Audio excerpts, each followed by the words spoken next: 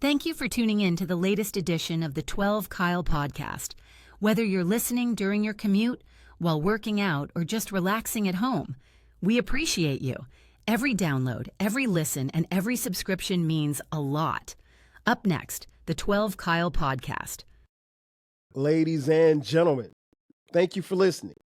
Thank you for downloading. And thank you for subscribing to the latest edition of the 12 Kyle podcast. I am your boy, 12 Kyle. Man, check this out. On this episode, what we're going to talk about is being spoiled. I was searching the internet the other day and I came across this article and I found it to be very intriguing, as I am, as many of you know, a father. I'm a father of four. My wife and I have 4 children. Our oldest son, Dion, is 25 at the time of this recording. Our middle son, Cameron, is 22. Our youngest son, Brandon, is 18. And our baby girl, our daughter, Skylar, is 13. So we have 4 children. We have 4 because we don't want 5, right? And so in reading the article, I just started thinking about, have we spoiled these children? And it kind of made me reflect about my childhood and whether or not I was spoiled or not either. So I have a general question. Were you spoiled as a child? Were you A, somewhat spoiled, B, spoiled, C, not spoiled at all, or D, spoiled rotten? Because here's the thing. I think all of us fall into one of those categories. I generally do. But I think it's very important that parents also understand where they were as children and then where you are as a parent. Now, not everybody that's listening to this podcast is a parent, but we all have had or we've been parented either by our parents, step parents, grandparents, guardians, aunts, uncles. Somebody was an authority figure over all of us who are listening. So we're all going to fall in those categories. So it got me to thinking, what defines being spoiled? Is it just being able to get what you want, or is it giving in excess to a child? And it could be somewhere in the middle. Full disclosure, I don't think I was spoiled as a child. I think my brother and I, we grew up in Florence, South Carolina. We were the typical lower middle class family.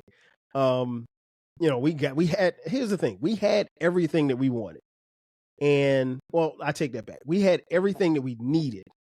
And it seemed to me like, looking back on it, I can't really recall wanting something that I couldn't get.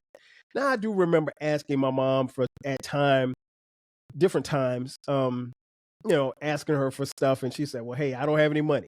And it's kind of weird concept, because your mom might say, I don't have any money, but you see her go to the grocery store and spend money. You're like, wait a minute, you just said you didn't have any money. I thought, and then the old adage for a lot of us growing up in the 80s and the 90s, do you think money grows on trees?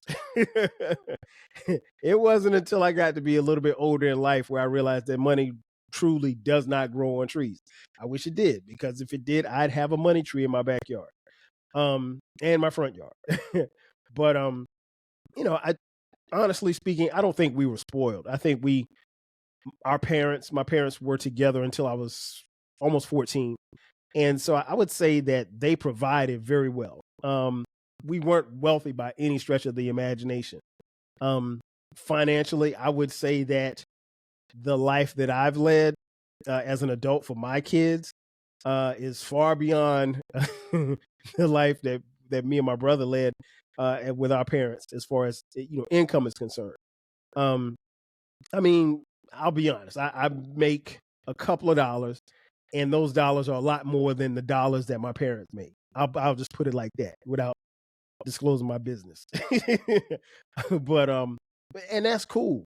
But I mean, like, it made me think, like, have we spoiled these kids? And where in that same scenario are my kids somewhat spoiled? Are they spoiled? Are they not spoiled at all? Or are they spoiled rotten? So it got me to thinking, okay, the first question, do you spoil your kids? And again, it made me look within, because I think in the efforts of providing for them, I think they are spoiled. I wouldn't say that my kids are. They're not spoiled rotten, that's for sure. And they're not spoiled at all. I mean, like they have everything that they need. They have everything that they want, and then they get excess of stuff. And for some reason, I don't know why, but my kids seem to think like I don't know, Rockefeller somebody. Like they think I'm Bill Gates, man. I was like, hey man, I work. Like I ain't broke, but like there's no money trees in the backyard. You can go look and check. I just checked like 10 minutes ago before I started recording. I didn't see one, right? Um, and so like I will provide for my kids. And what's interesting is that I think what happened to me as a father, particularly when I became a father for the first time, my spending habits changed because like wherein it would be about what I wanted to buy and what I wanted. And so if I went into a store and I saw some Air Jordans that I like, I just buy them, right? And I wouldn't think nothing of, okay, here you go. But when I became a father, it was like, okay, I'm going to buy a pair. Let me also buy Dion a pair. and then it became, okay, let me buy a pair and let me buy Dion a pair and let me buy Sharice a pair. And so like that became the thing, but I don't think that's necessarily spoiling. You just, you're providing, but you do a little bit more, right? So to answer the question, do I spoil my kids? I think they're somewhat spoiled.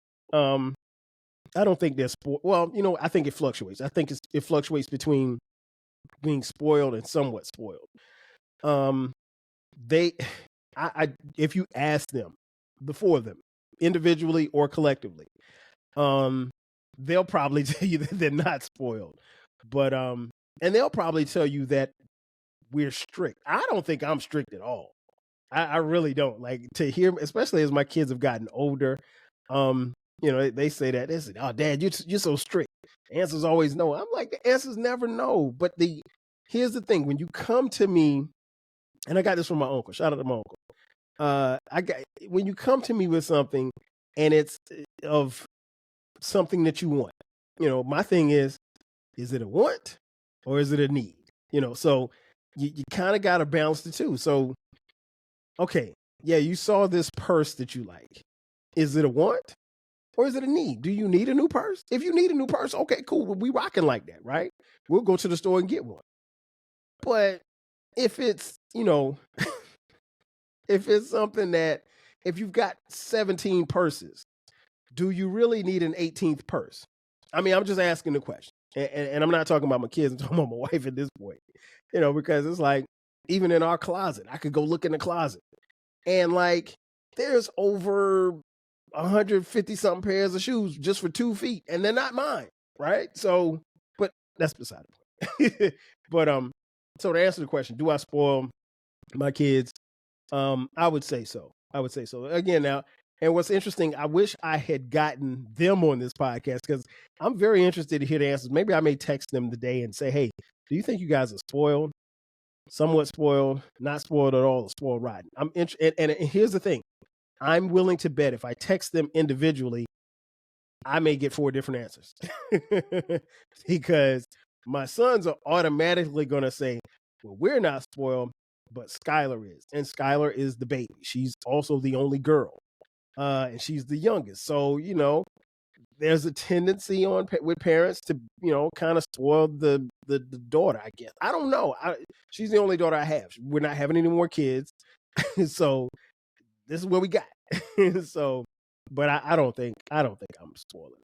Not like that. So the article talks about 5 signs that you're raising a spoiled child. So parents, if you're concerned that you're raising a spoiled child, here's a checklist of quote unquote red flags to look out for. Number 1, not taking no for an answer. Your kids expect to get things their way, and it usually goes their way. In fact, they're constantly telling you no. Yeah, see, now that ain't gonna happen in my house. Because how I was raised by my parents and still being raised by my parents who are, elderly now, but they're in their mid 70s, but and they still are raising me, if you will, at 52 years old at the time of this recording. You can't. My parents would say when they say no, that's it. I mean, like it's no and it's hard stop. Like there's nothing else to talk about. Dad, can I get this? No. Well, I mean, I really didn't ask my dad for a lot of stuff, because I knew he was always broke. But Mom, can I get this? No. Okay. Like that was it. So, but no, if my kid, there will never be a day when my kids ask for something and I say no, and then they tell me no. No. If that's the case, you better get it yourself, because that means I ain't getting it. Number 2, being more into receiving than giving. No matter what you do, it's not enough, and the spoiled kids just want more. Again, that ain't gonna happen in my house. Because listen, if it's Christmas, what you got is what you got. You ain't getting nothing else. Now, full disclosure, I can only think of one time in their lives where Christmas was like really, really thin. And I mean, it was so long ago. And I think at this particular time, it was just Dion and Cameron. So it wasn't even like we had Brandon and Skylar. Like it was that far ago. And and they were young. So Dion and Cameron are 3 years apart. So it wasn't even like that. So I'm like, nah. And to be honest, that Christmas was thin and they didn't even notice. I mean, because they were so young. But no, there'll never be a point where you give them something, they're like, all right, this cool. What else? No, that's not gonna happen in my house. It's just not. Number 3, demanding things ASAP. This is when they don't consider people to be inconvenienced by their requests and expect you to set your getting tongue tied. Sorry. They expect you to set your priorities to the side to cater to them. Listen, as sure as my name is 12 Kyle, that will never happen. You can't demand anything from me. Nobody. Nobody demands nothing from me. I demand everything from myself, and that's it. I'm the only person that can give demands at this point. Now, full disclosure, there's nobody in my life, my wife, my mom, nobody that demands anything of me, but other than what I'm supposed to deliver. But no, there'll be no demanding from people that lay their heads up under my roof and don't pay the mortgage. Number 4, only thinking about themselves. They feel entitled and expect special favors. I have a huge problem with the word entitlement, because you're not entitled to nothing. In fact, I have a podcast coming up talking about that. You're not entitled to nothing. My kids will always say, well, Dad, that's not fair. Dad, this is not fair. You know what my response always is? Life ain't fair. Ain't nothing fair. You got everything that you get. You have to earn it. Like nobody's going to give you anything. And I tell my kids that all the time. Outside of these 4 walls, there's nobody that's going to give you anything, because nobody owes you anything. What you work for is what you get. What you kill is what you eat. Nothing's just going to fall out of the sky for you. And if it does, then let me know, because I want some of that.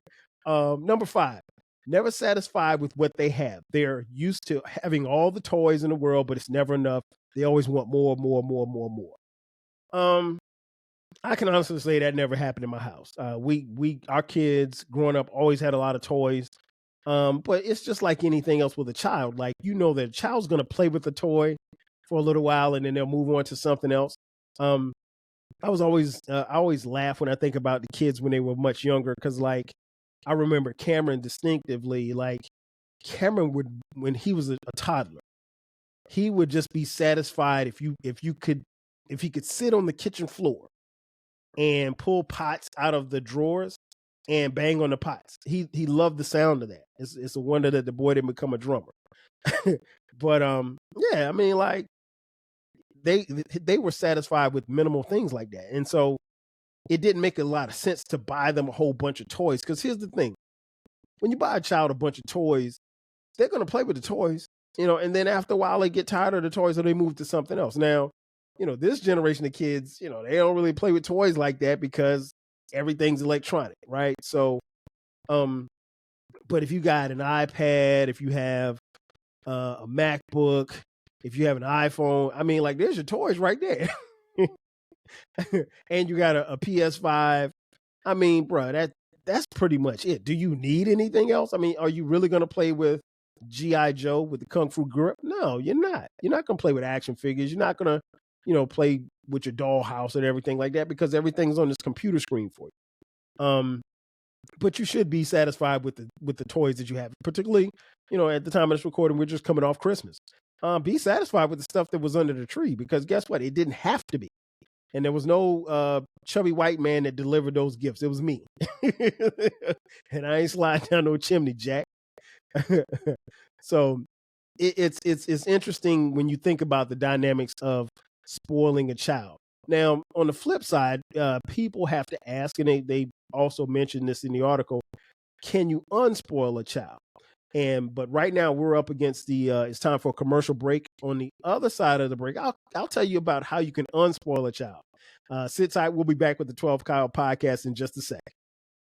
Are you feeling nostalgic for the golden eras of rap and soul music? If so, tune in to the Rap Soul podcast. We are your weekly journey through the 80s, 90s, and 2000s. Spotlighting the music and the hidden gems that shaped the soundtrack of our lives. From the powerful beats to the soulful melodies, we bring you the best of the past with fresh insights and stories. Rediscover the music that defined a generation. Subscribe to the Rap Soul podcast and enjoy the vibes. And just like that, we are back. Once again, it's your boy 12 Kyle. This is the 12 Kyle podcast, and we're talking about being spoiled. Before the break, I gave you 5 signs that you're raising a spoiled child. 1, if they're not taking no for an answer. 2, being more into receiving than giving. 3, demanding things ASAP. 4, only thinking about themselves. And 5, never being satisfied with what they have. And I told you before the break, I was going to tell you about unspoiling a child. The article talks about in ways that you can unspoil a child. I mean, I have the simplest way: cut that shit off. There's a pipeline going from your pocket and the things that you do and you provide for your child. Cut the pipeline off. I think that's pretty simple, but the article doesn't suggest it, at least in those ways. So here's a couple of things that they suggest. 1, saying no without guilt. Parents often believe that saying no decreases self-esteem, but research shows that kids who are raised with structure and less permissive parents have higher self-worth and feel more empathy towards others. When you say no, give a short reason as to help them understand why you said no. I think that's okay. I don't think you should ever feel guilty about saying no. I mean, like, there's a reason why you say no. I mean, the thing that I try to tell my kids all the time, like, there's a reason behind everything. Sometimes they don't necessarily see the reason. Sometimes they don't necessarily understand the reasons. But sometimes you just got to say no. Like, I'll give you an example. Our youngest son, Brandon, he asked me the other day, he was like, "Hey, Dad, is it okay if I go to my girlfriend's house?" And he had just been over at his girlfriend's house the day before. And he was there all day long. I mean, like, literally from like 12 to like 9 o'clock, which was cool because it was the weekend, right? But the flip side of it is that, like, if you spend all day Saturday at somebody's house, and now you're talking about coming back the next day and spending a couple more hours. I mean, like, I'm thinking as a parent, her parents got to be like, "Man, this dude back over here again." Like, but I also understand too that, they're dating, they don't go to the same school, so they see each other on the weekends or whatever. But, I'm also like the old school parent wherein you ever heard the saying, like, you don't want to wear out your welcome. You could easily wear out your welcome with those people because, like, they could get tired of seeing you, like, and it'd be different if you just came by for an hour or two. But I mean, like, I'm talking all day long. They're sitting there watching movies, they're laughing, playing games, video games. And it's, it's all fun and games and stuff. And I get it. But, I told him no. I was like, "No, man, just chill." I was like, "No, you can't go over there." And he was like, "Well, why, Dad?" And I was like, and now he said, "Why?" That's the difference between my parents his grandparents, and me, because we've allowed our children we've given them some leeway to have discussions with us about things, about everything. Wherein both Sharice and I came up in households where it was the old adage of a child is meant to be seen and not heard. Meaning, if your mom said something, that was it. Like, or your grandma said something, that was it. There was no, well, hey, can I do this or can I do that? If they said no, that was it. There was no other conversation left to be had. And so we do give them the space to have open communication with it. Doesn't mean that that's going to change.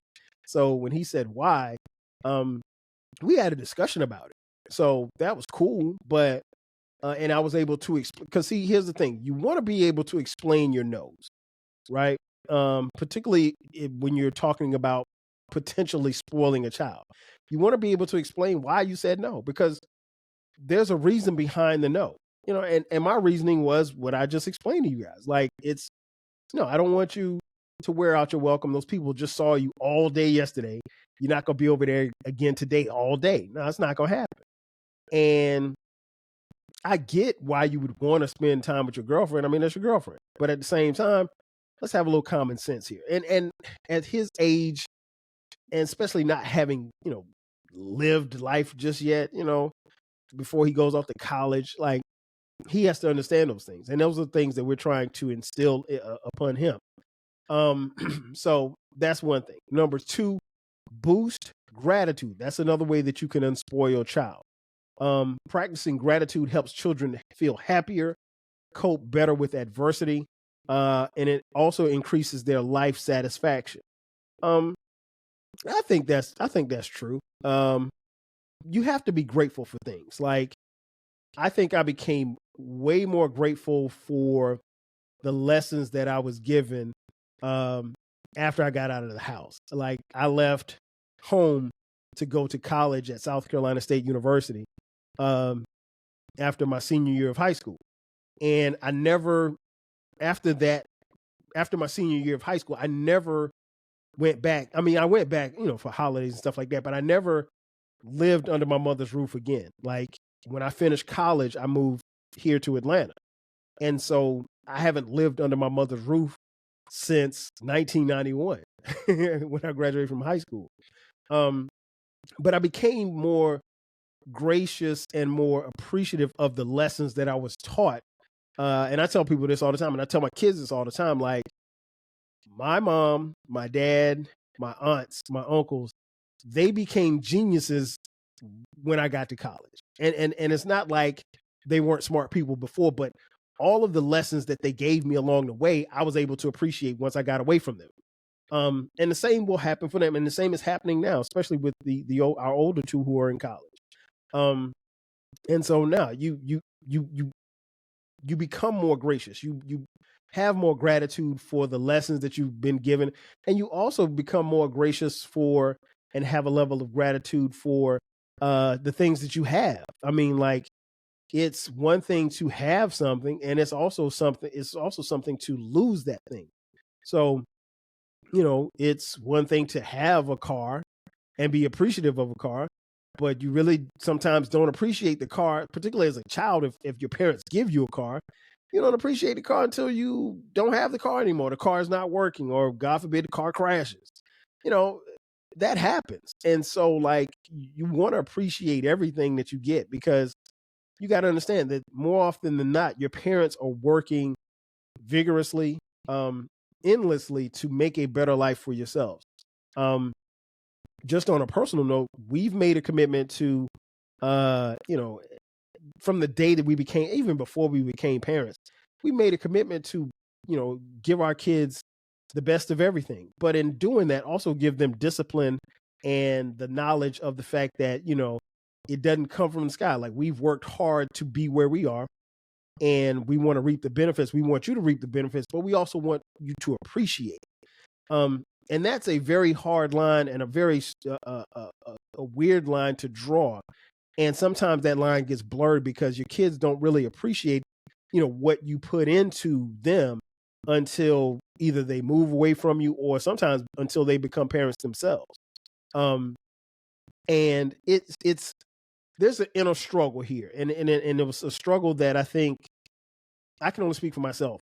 The young black men of my generation, it's a struggle that I've seen myself go through as well as my friends go through when we became fathers. In that, how can you teach your child to appreciate not having when they've had everything?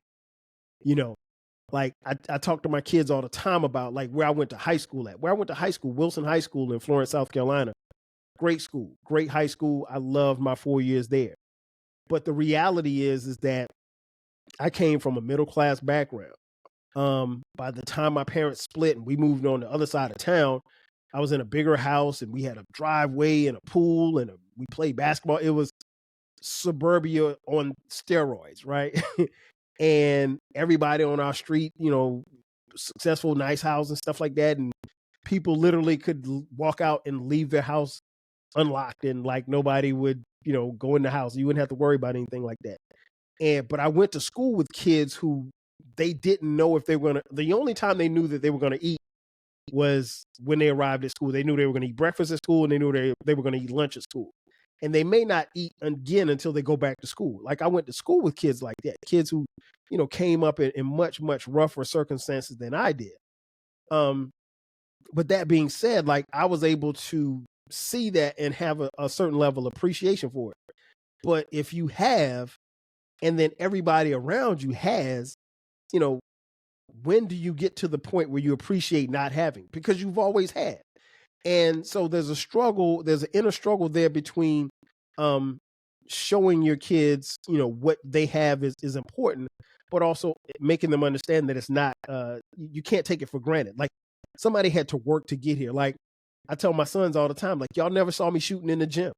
And I don't mean literally or physically, but like they did not see my struggles. And I had struggles, but they weren't supposed to, right?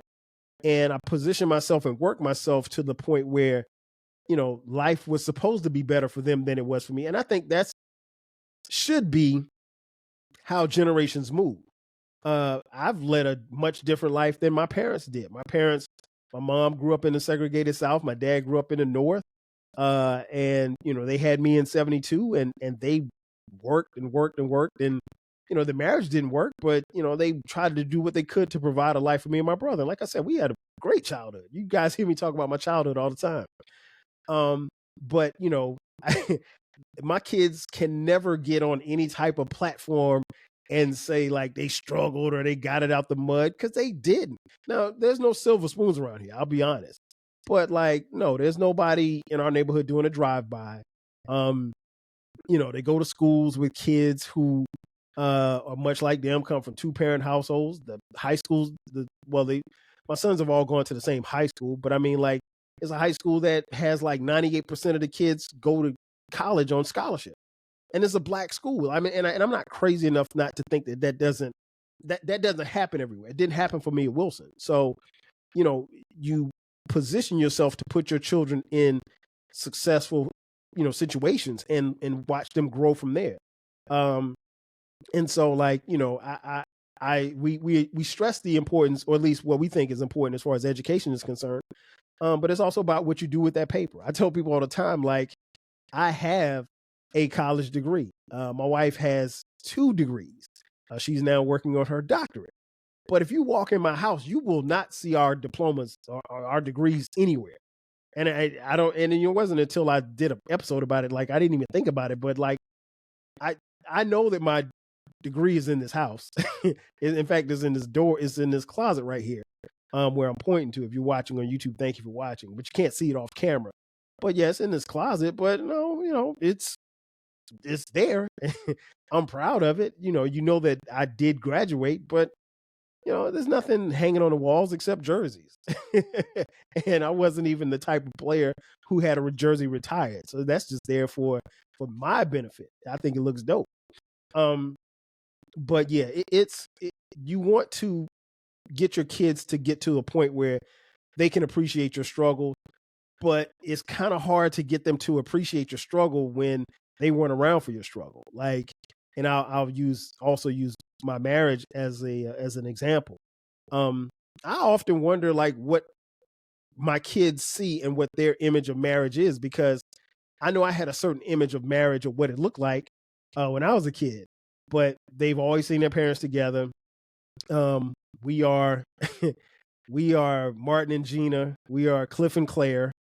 Uh, we have a good time. We're the best of friends. We love each other, obviously. And we get into it. We don't get into it like we fighting in here, but I mean, like, they've heard us argue. We try not to argue in front of them, but and we will disagree on things, and we're not going to see eye to eye because we've been together. God, it's been 30 years we've been together. We've been married for this year will be 25 years in September. So, no, but I mean, like, I know that they, especially as they get older, they find people that they think that they may want to settle down with. They're basing it off of what they've seen growing up. And, but I also want, if they get, or should they get to that point, for them to get married and then subsequently have children, I want them to work as hard, because my future grandkids should have a better life than their parents did. And it's not just so much about material possessions, but it's about generational and breaking generational curses. And, but I also tell them, like, no, like, you didn't see us struggle as a couple. You didn't see us struggle as two broke college kids, because that's when we met in college. So you didn't see us. You didn't see my apartment when I when I had the TV sitting on top of the trunk. I didn't have no entertainment center until like I didn't have an entertainment center. I think until like I moved into this house. No, at the old apartment. So I'm talking like maybe that was what, 2000. So yeah, it's been almost 25 years since I started having an entertainment center. And again, these are material possessions, but the kids didn't see that. And so it's kind of hard when you try to make them understand that there was a process. There was a struggle. There was days, there was some dark days. There was some dark times. But you keep pushing and you keep fighting through, because one of the things that I learned at South Carolina State University is that, you always will find a way. You have to. Like, there's no sitting down, whining about it. It always goes back to the question, what are you going to do about it? Like, times get tough. Okay, you got to get tougher. You have no other choice. Like, there's no copping out. There's no bowing out. You just have to get tougher. Point 3, and this is the last point. It says stretch waiting. Research shows that being able to pause, wait, and delay is highly correlated to future academic and financial success. Patience is the virtue after all. I think, yeah, if you make a kid's wait, but if you, in making them wait, you also have to make them earn it, right? I'm never going to reward my kids for having bad grades or piss poor behavior or them acting a fool at the schoolhouse. No, that's not going to happen. I mean, I ain't cut from that cloth. You'll get rewarded for your hard work. It's funny because we were having dinner one night, and we were, all of us, 6 of us were at the table, and and I really and truly, particularly since the older 2 are in college and we don't get to see them as much, I really appreciate the times that we were able to sit down together as a family and break bread, and we have some of the greatest conversations. And they were just talking about how their lives are, and it's just funny just hearing them talk about us as and the things that we've done as parents, and not in a mean way, but they're just expressing themselves. But one of the things I tell them, like, it's going to take time. Patience is going to take time. Nothing happens overnight. Your dedication to your craft or whatever it is that you do will pay off, but you have to work. Like, it's not going to be given to you. And one of the things that I keep reiterating to them, like, everything that you want is going to be it's going to be a struggle involved, right? But hard work pays off. You won't get it, and it won't be. What I tell them, I always tell them, if it wasn't hard, everybody would do it. I say that all the time. They'll be like, "Well, Dad, this is difficult." Okay, well, it's supposed to be. Okay, like our oldest son Dion is getting his master's degree right now, and I'm like, yeah, getting a master's degree is not easy. It ain't supposed to be, but this is something that you want to do. It's going to pay off for you in the long run. Getting my bachelor's degree was extremely difficult. I got to have a podcast about some of my struggles in college were self-imposed, especially for the classes that I did not like.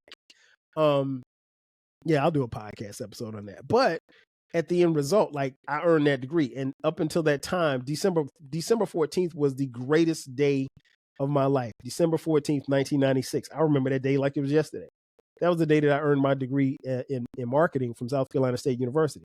And only a select few knew what I had to go through to get to that degree.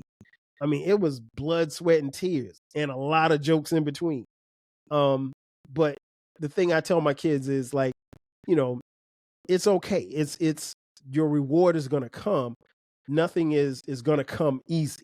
But yeah, being able to unspoil your kids is, pause and delay and rewarding them for what they've done, after they've earned it.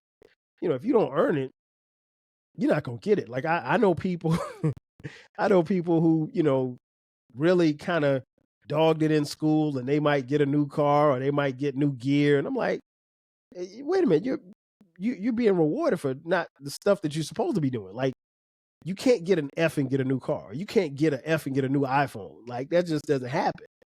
But, we were sitting at the table, and the joke was that Skylar is going to have we're going to buy her a car before she goes to college. And while I laughed at the joke, I mean, if things continue to trend in the direction that they are, she probably will, because she, at least to this point, has been the most effective, academically, and she'll probably, because she's a whiz, right, as far as school is concerned. So she'll probably graduate in the top of her class. She'll probably have, a full ride to college. So if I don't have to pay for your college, yeah, I mean, yeah, why not get you a car, especially if you're responsible? But I mean, we've got a few years before that happens. But is that spoiling her? No, that's rewarding her for what work that she put in. And she's really down to put in the work. She's always been, school is, I'm not gonna say it's been easy, but it appears to be relatively easy for her. But I mean, in time will tell. But ultimately, in conclusion, I think it's important that, if you do spoil your child, that you also give them reasons not to be spoiled. You also try to unspoil them, because, like, I get it. There's a premise that we want our children to have the physical possessions of everything that we didn't have as kids. I know personally, like, I buy a lot of Air Jordans because I couldn't afford Air Jordans when I was a kid. And so, like, I buy a lot of the retro Jordans that, I couldn't afford as a kid growing up. And I asked my mom, and she say no. And she said, well, hey, let's, these Jordans cost $125. I see some Adidas over here for $55. I'm like, no, I don't want to wear no Adidas. And then it's like, okay, then it's struggle back and forth. So, but I mean, I wasn't going to school with raggedy shoes, but no, the idea of getting 2 or 3 pairs shoes for school when school started, hell no. You was going to get 1 pair, dog. That was it. But in conclusion, like I said, it's really about, if you have a spoiled child, just letting them understand that you as a parent, you're working hard to provide for them. You just want them to appreciate it, and just helping them understand that, again, money doesn't grow on trees, because if money did grow on trees, we'd all have a bunch of trees in our yard. And unfortunately, we don't. Ladies and gentlemen, that's going to do it for me. I am your boy, 12 Kyle. This has been another edition of the 12 Kyle podcast. Be sure to subscribe to the podcast. You can find the podcast wherever you get your podcast. This episode drops every Thursday and every Sunday at midnight when we drop bonus episodes. If you're on YouTube, check us out on YouTube. Thank you for watching on YouTube. We appreciate it. You can like and download, subscribe there. Hit the notification button. That way you get notified when we drop episodes on YouTube. If you're on social media, hit us up at 12 Kyle on Twitter X, Blue Sky, Facebook, Instagram, Threads, and TikTok. We're there as well. If you'd like to contribute to the podcast financially, you can hit us up on Cash App, $TWELVEKYLE. Also, Also, we have merch. If you look in the description box, there's a merch link. Just click that link. You can buy 12 Kyle Podcast t-shirts, hoodies, as well as coffee mugs. We got it for the low. And we also have a new baby. It is called the Rap Soul Podcast. It is a place where we have discussions of the intersection of rap, soul, hip hop, and R&B music from the 80s, 90s, and the 2000s. It is the best podcast you've never heard of, so check it out. We drop new episodes every Monday at midnight. You can find the podcast wherever you're listening to this one at right now. Again, that's going to do it for me. This has been another edition of the 12 Kyle Podcast, talking about these spoiled kids.